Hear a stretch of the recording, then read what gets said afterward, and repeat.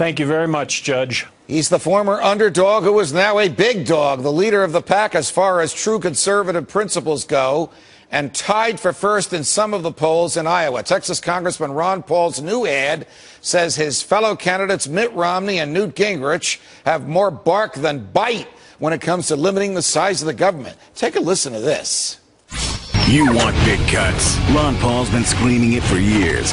Budget crisis? No problem. Cut $1 trillion year one. That's trillion with a T. Department of Education? Gone. Interior, Energy, HUD, Commerce? Gone. Later, bureaucrats. That's how Ron Paul rolls. Want to drain the swamp? Ron Paul. Do it. Just do it. Joining me now is the man who's bringing the fight to the lapdogs for big government. Texas Republican Congressman Ron Paul. Congressman Paul, as always, it's a pleasure. Welcome back to Freedom Watch.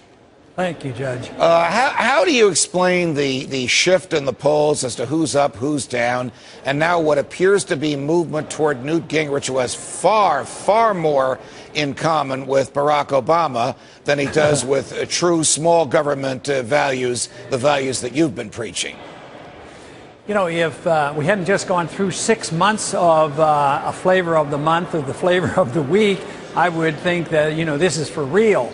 But I don't know if this surge for Newt is real. It doesn't seem to be, to me, that it really is. It seems like the people aren't paying a lot of attention, and when they do, they have a superficial opinion about somebody, and whoever's had the most news in the last news cycle seems to get the most attention. So I think it's too early to tell.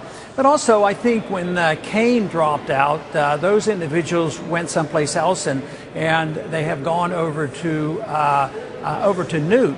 But I think as they look more carefully at Newt, and as you have and mentioned about his alliance with progressivism of Theodore Roosevelt, you know, I think conservatives are going to have to take a more careful look. Isn't it ironic that in the same day, at almost the exact same time, that President Obama was speaking in a small rural town in Kansas that hasn't voted for a Republican for president in over 100 years, identifying himself with Theodore Roosevelt?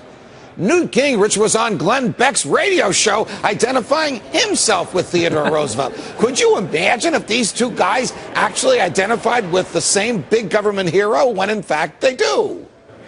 Well, you know, those of us that sometimes think there's planning and the scheming between the two parties, so there's no difference. They, you know, those who love the Fed and they love the foreign policy and they love the welfare, you know, they're satisfied with both candidates. But that's supposed to be a secret conspiracy theory, but now it's sort of out in the open.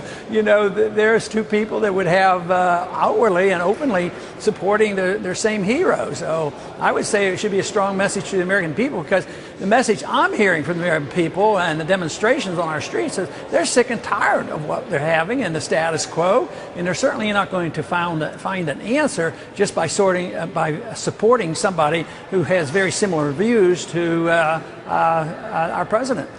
You mentioned the Fed. Ben Bernanke today claims that we should have known all along about the unbelievable amounts of money that he was funneling to American banks and to foreign banks while the Congress was voting for TARP and stimulus packages as a result of a lawsuit filed by Fox Business and by our colleagues at Bloomberg News. We discovered the number was $7.7 trillion in the 8-month period from September 08 to April 09. Now, Chairman Bernanke says, well, you shouldn't have been surprised about it. We briefed members of Congress on it.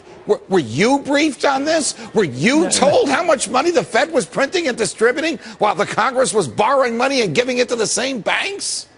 No, and I was very suspect. I assumed they were doing this all along. So even with my skepticism of what the Fed does and what they don't tell us, you know, it still was a little bit shocking to me to find the amount, because there are other numbers that are actually even bigger than the $7 trillion. If you go over a broader period of time, it might be well over $15 trillion of credit that they were churning in and out of domestic banks as well as foreign banks. So it's a big operation. For him to indicate that we should have known and he gave us that information, that's stretching it, I'll tell you.